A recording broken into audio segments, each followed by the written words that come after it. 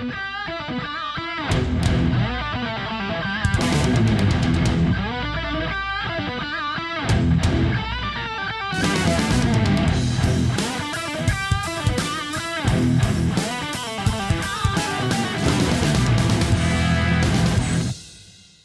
call may be monitored and recorded for quality assurance. You have questions on the 364 AA. Go ahead, hit me. So I have a pocket door, and the gap for the space, not the door itself, I haven't built the door yet, is 2 inches wide. And I was just wondering, because there's this one automatic door bottom for sliding doors, but the Pemco Planet SN, but I'm not sure if that's going to be soundproof enough. I'm trying to get the most soundproof one possible. So I was wondering if the 0364 AA, even though it's meant for, a regular door, would it work with a sliding door? And what your thoughts on that was? It's not the right thing to use. Even though you can use it, it's just you do want them to drop evenly in this 364A. So first of all, are you saying that you have a 2-inch gap from the bottom of the door to the top of the floor? No, the gap, like where the door would slide in and out. Okay, That's so what's 2 the inches. gap below the door to the top of the floor? I'm not sure. It could be whatever. I haven't built the door yet, so. Oh, okay. Well, yeah. I mean, if it was me, then what I would do is, if you're looking for the best overall arrangement of STC over that opening, then what I would do is I would pull up the Zero catalog, and I would simply go to their STC pages for sliding doors, and I would order the stuff that's on there because it's all been tested. They have a list of items that they prescribe for sliding doors. Yeah. And then just grab one of those? Well, no. You look at their cross-section for sliding door gasketing. They've already done the work. You need so many of these, so many of these. And you order those items, because if you're going to put an automatic door bottom at the floor only, well, what about the rest of the opening? Right. Meaning, Zero's already done this in their catalog. They've got assemblies for this. Now, it's a pocket door, so you are not going to get really super far with this because it's going to leak everywhere. But you also want to do the best you can. And rather than reinvent the wheel, you just use the 154 that they say to use. You use the 7350 that they say to use, and make adjustments as you go along. Okay, got you. Okay, so then So just see what they have already. Yeah, so for sliding doors, you generally want them to drop. Now, if all that you want is an automatic door bottom, I wouldn't use the Zero item. I would use the PDB Papa Delta Bravo. Yeah. The part number is 411M as in Mike. Yeah. So that guy, Brian Parker, he's the guy who invented this. He has higher education in acoustical engineering, and only the PDB is really going to give you the best of all worlds in terms of dropping evenly, STC tested, reasonably inexpensive, available, ready to ship, and it's more elegant. It's not as big, quieter, easier to cut down, that kind of stuff. Okay, cool. And it's fine for sliding, for pocket? Because it drops evenly, that would be best suited for that. For sliding applications, you want the bar to drop evenly. It just turns out that the PDB, that's its inherent nature. They don't make them where they knife down like others, like that video that you probably saw me blabbing on about. The PDB, you don't need a special door bottom for STC and sliding. It's the PDB, the 411M. It's just like that, no matter what. No matter what, because Brian, if you had ever spoken to Brian Parker, you would understand this gentleman has thought it through. I've been to England, south of England. I've been to his factory. I know him and his wife, Audrey, personally. He's just over the top with overthinking stuff. Oh, wow. Okay, cool. Yeah. And this, like, seals sound as best as possible, you would say? Well, I would say that it does because it's tested for the application. And what's been learned is, you know, like that 364 you were talking about, that's a huge amount of neoprene. Turns out that's really not the best way to seal sound. When you look at the PDB 411, you're going to have some synthetic rubber and aluminum touching the ground. It turns out the science says this. You do a much better job at retarding the transmission of sound when you're going through a synthetic rubber and aluminum and synthetic rubber. So those two different materials and the way that they're organized is really the best way to do it. Yeah. So having that aluminum there is the bottom line. That's what. Right. It's literally a 1-2 knockout combination. Okay, great. And then do you have, so obviously that's the bottom, that works great. Do you have any suggestions for sealing the edges? Would you just use like a rubber gaskets around the edges, or would you do like a brush, like the fuzz? Yeah, I would probably do a soft pile. For the edge? Yeah, for the edge, I would probably consider mortising something into the edge of the door. I would probably then go to the Zero catalog and look at their number 154 for how they seal the top of the door. You'd also be able to seal the sides of the door that way. 154? 154, yeah. It might be 154A or 154AA. I forget. Let's look. Well, I guess. Door shoe sweep? Yeah, exactly. Yeah. So in their catalog, they show how they apply it for a sliding door. They turn it 90 degrees clockwise or counterclockwise to get it to work on a sliding door, or they flip it around, and you would see that. They also have a number 34 listed here for the leading edge. Let's take a look. Yeah, there's a mortised piece that they say to go with. The 34AA is the proper part number. 34AA, hold on. Yeah. 154, 34AA. 154A and then 34AA. Ah. The problem with the Zero material, it's going to take a month of Sundays to come in. You could. I mean, it's going to be several weeks.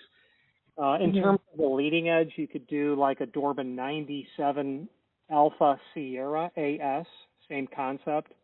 I like it better, actually, because it's spring biased. That 154A is pretty unusual. But depending on how you construct the jam, you might be able to use the 97 AS in that space. Just search 97 AS. That's by a company called Dorbin.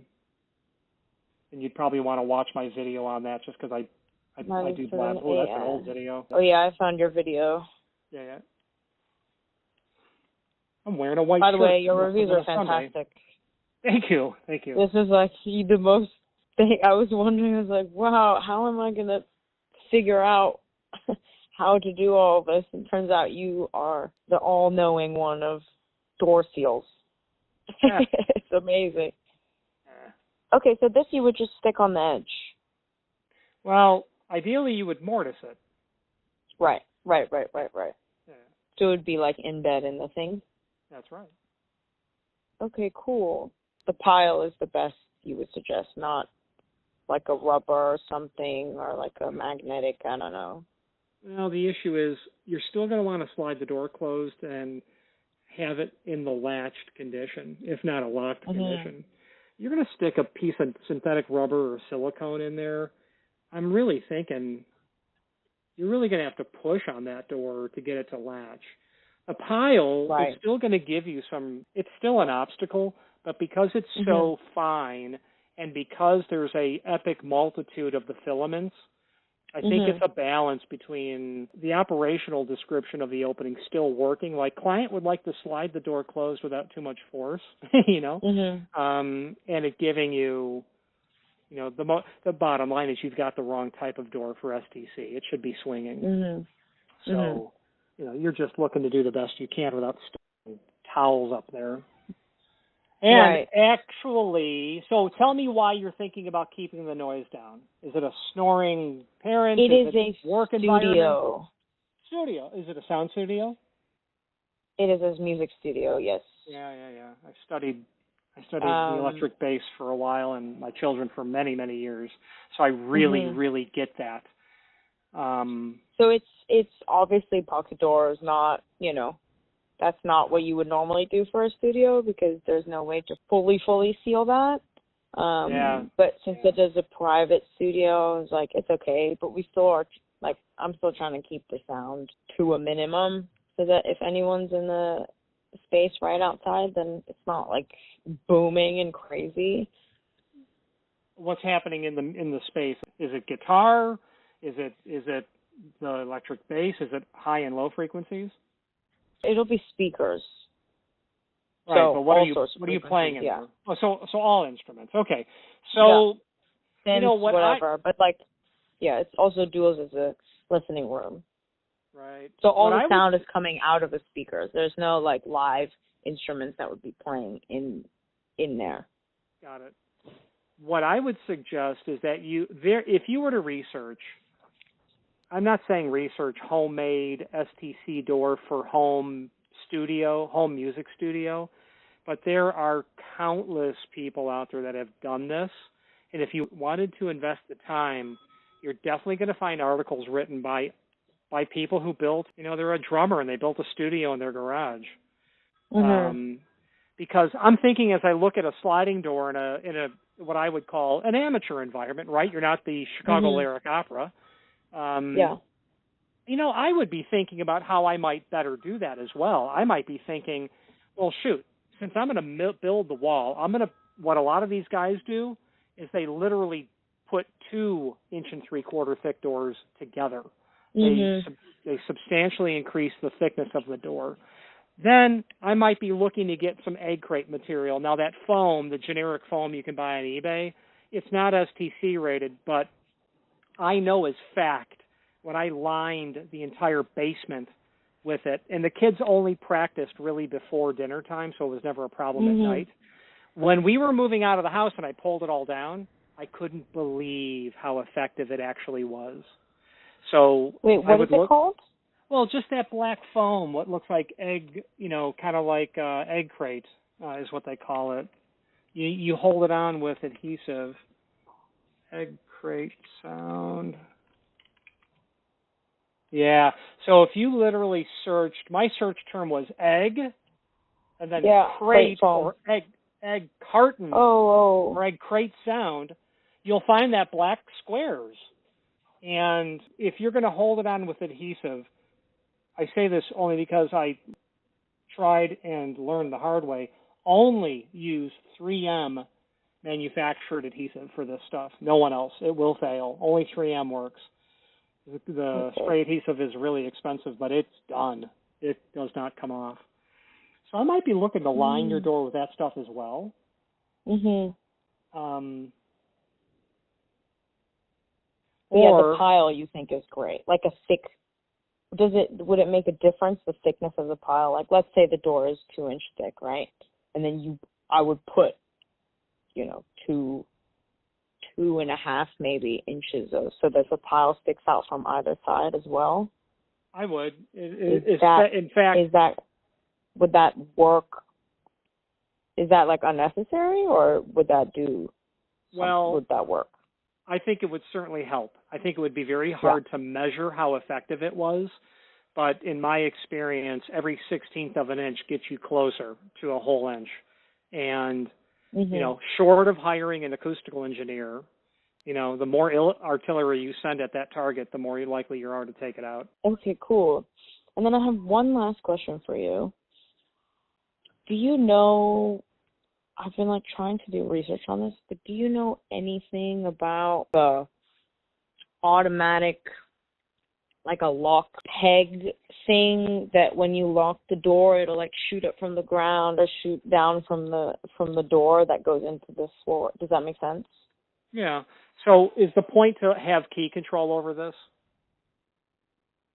Yeah, key, just something that can be locked from the inside, or digital, like Well, Wi-Fi connection, whatever, anything. Just do you have any opinions and suggestions for something like that? Just one that can be discreetly hidden in a pocket door. so what's the minimum requirement? Having key security over the opening, or is a key not required? Well, what would the difference be with and without a key? You need to lock stuff up in there and walk away and know that nobody's going in there without your key?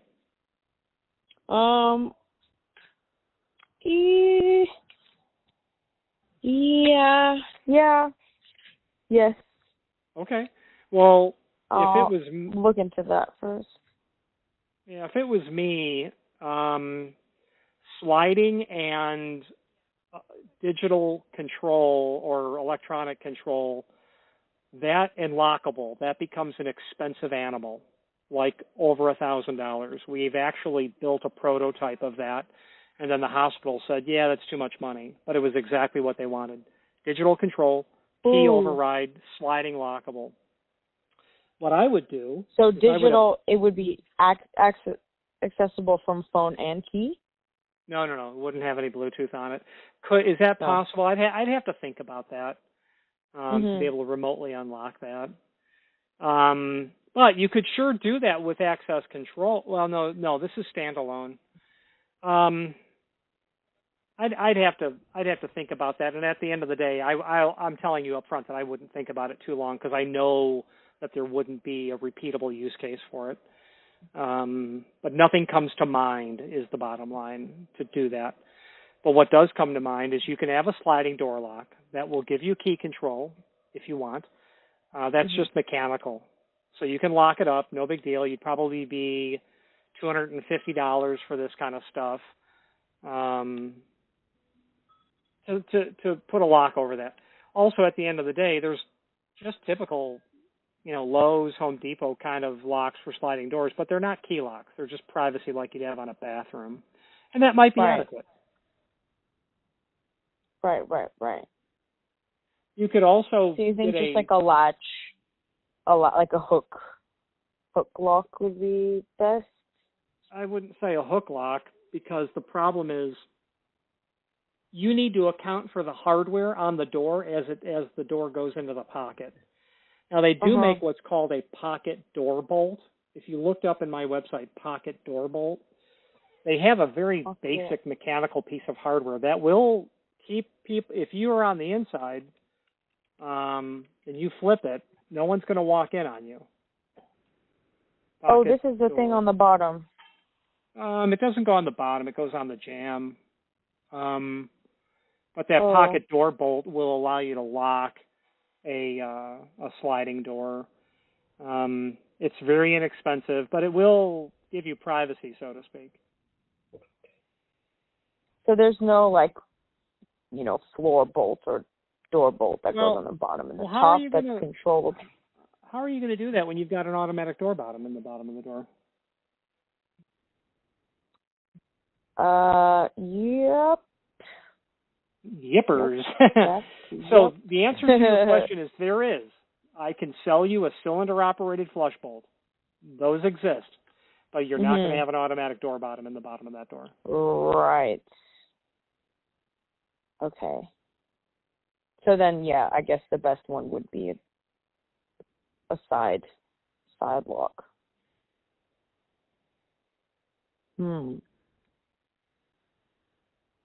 Okay, and what was it's just a door bolt, you said? Sliding door bolt? No, it's pocket door bolt. Pocket door. Yeah. Very 19th century tech, works. Nobody knows about them because the people that knew about them are long retired or passed away. It's old-time hardware, but it's dirt cheap. Deltona or Hafele? Well, neither. I would go with Ives myself, but there's a video of me blabbing on about it. Oh, it is inexpensive.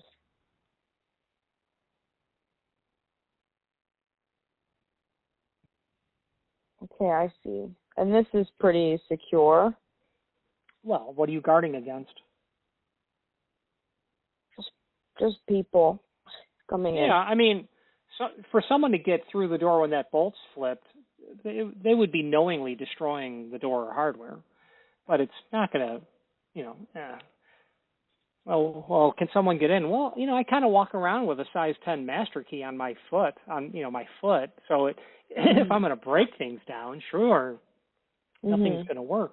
But will someone get the idea, oh, this door is locked? Yeah. And they'll, right. Yeah. But you would not be able to lock it when you leave with that door bolt, that pocket door bolt. Okay. Do you have one? Is there a pocket door lock that you can lock when you leave? Absolutely. So basically what they are would be sliding door locks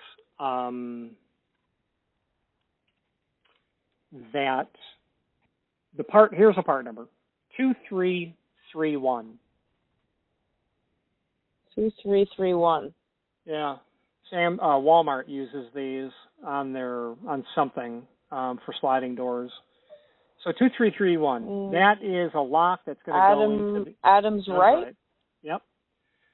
You'd be able to install that into your door, and obviously you won't be able to slide the door all the way in the pocket because you'll have the cylinders there, unless you take that cost and about triple it, and then you can get into an accurate sliding door lock that is going to allow you to fully slide the door to the open position, because the way it's built is different. Maybe double the cost, don't quote me. So if you got that 2331 installed, the cylinder is sticking off the face of the door, right? Oh, yes. Yeah, so when you go to slide that door into the pocket, oops, the head of the cylinder just hit the jam. So if you say, well, I can compromise 2 inches of clear open, it would be more than that actually. But if you built your door to 40-inch wide and you're always going to have 36-inch clear opening, you're always in good shape. Wait, but this is for a sliding door? Oh, I see. Got a couple of little hooks on the bolt when it comes out. Yeah, super slick. I just went through the video quick. Okay. Oh, sure. Ain't I the king of blab? Yeah, I can see that I am. Got you. So then this would just be an opening in the soft pile for this lock to fit in. What I would consider doing is taking that soft pile and that you mortise it. You run 2 lines down the edge of the door, one on either side of your lock and on either side of your automatic door bottom. Have 2 lines of defense there. Got you. And then would you put one like where the line of where the lock sits? Just an additional one that would fit in between there as well? I probably wouldn't. Like, because it's unnecessary, or? Well, I mean, you've got belt and suspenders.